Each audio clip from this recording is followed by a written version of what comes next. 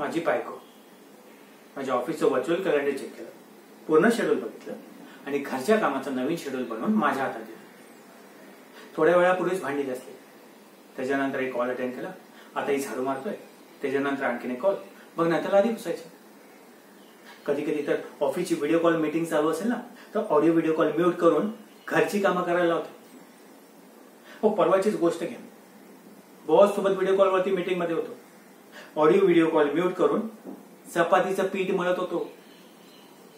समोरून बॉसने मला अचानक विचारलं, मिस्टर कदम तुमचे व्ह्यूज काय? त्या गडबडीत मी लॅपटॉपचं बटन दाबलं, सगळं पीठ त्या लॅपटॉपला चिकटलं. ते चिकटलेलं पीठ मी रात्रभर बसून काढत होतो. घरची कामं संपतच नाहीये.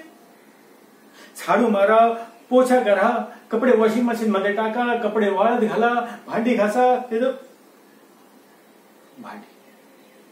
भांडी तर ना ह्या जगातील सर्वात वाईट गोष्ट आहे.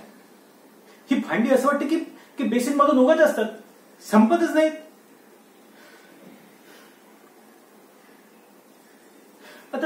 आता मला सांगा, आपल्याला जर चहा प्यायची असेल तर आपण पातेल्यातून कप मध्ये डायरेक्ट चहा ओतून पितो ना. पण आमच्या घरात पातेल्यातून केटलीत चहा जाणार, त्याच्यानंतर 2 कप, त्याच्या खाली ट्रे, एका वाटीमध्ये साखर, 5 चमचे, 50 भांडी करून ठेवते राव. आणि मी जेव्हा तिला प्रेमाने समजवायचा प्रयत्न करतो की बेबी आपल्याला इतक्या भांड्यांची काय करायचंय, आपण थोडी कमी भांडी वापरू ना, तर लगेच समोरून टोमणा येतो, जर मनापासून भांडी घासायची नसेल ना तर नका घासू, मी घासेन. आता मला सांगा, कुठला पुरुष मनापासून भांडी घासतो?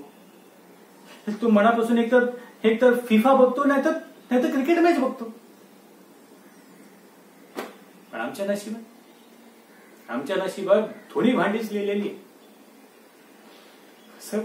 असं वाटतं ना की कुठेतरी पळून जावं. कंटाळा आलाय आयुष्यात.